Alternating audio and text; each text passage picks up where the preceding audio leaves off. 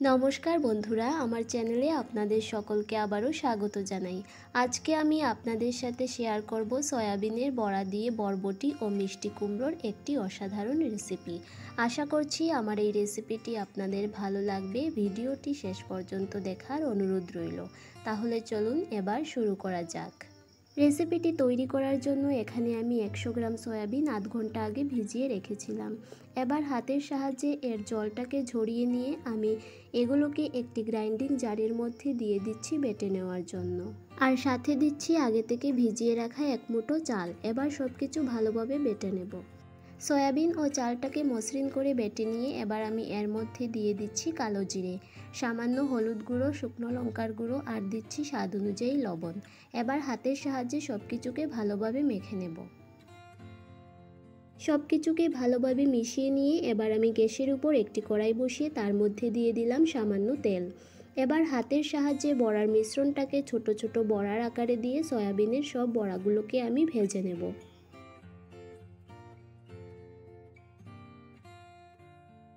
দেখুন বন্ধুরা, সয়াবিনের সব বড়াগুলোকে আমি খুব সুন্দর লাল লাল করে ভেজে নিয়েছি। এবার এই বড়াগুলোকে আমি তুলে নিচ্ছি।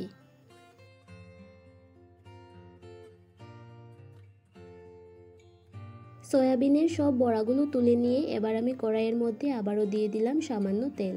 তেল গরম হয়ে গেলে এর মধ্যে দিয়ে দিচ্ছি 5 ফোড়ন। এবার ফোড়নটাকে সামান্য ভেজে নেব। ফোড়নটাকে কয়েক সেকেন্ড ভেজে নিয়ে এবার আমি এর মধ্যে দিয়ে দিচ্ছি কেটে রাখা বরবটি ও মিষ্টি কুমড়ো। এবার কেটে রাখা সমস্ত সবজিগুলোকে ভালোভাবে নাড়াচাড়া করে তেলের সাথে মিশিয়ে নিচ্ছি।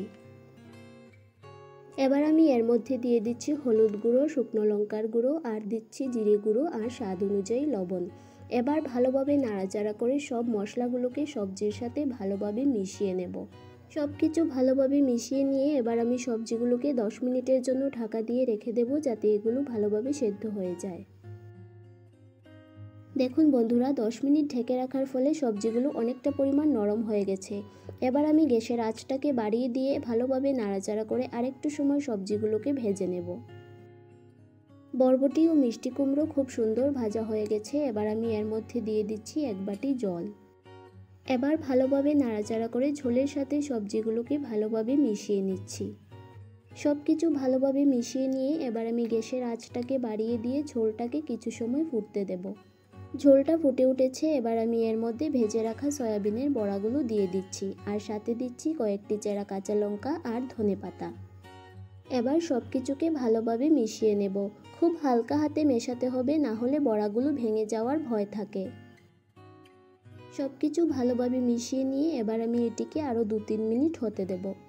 2-3 মিনিট রান্না করার ফলে দেখুন বন্ধুরা, ঝোলটা এবার টকবক করে ফুটতে শুরু করেছে। এই পর্যায়ে আমার রান্নাটা পুরোপুরি কমপ্লিট। এবার আমি এটিকে নামিয়ে নেব। তৈরি করে নিলাম সয়াবিনের বড়া দিয়ে বরবটি ও মিষ্টি কুমড়োর একটি অসাধারণ রেসিপি। এটি গরম ভাতের সাথে খেতে কিন্তু ভীষণই ভালো লাগে। আশা করছি আপনাদেরও ভালো লাগবে। আমার এই রেসিপিটি আপনাদের ভালো লাগলে লাইক, শেয়ার ও কমেন্ট করার অনুরোধ রইল। আর আমার চ্যানেলে নতুন হলে প্লিজ সাবস্ক্রাইব করে পাশে থাকবেন।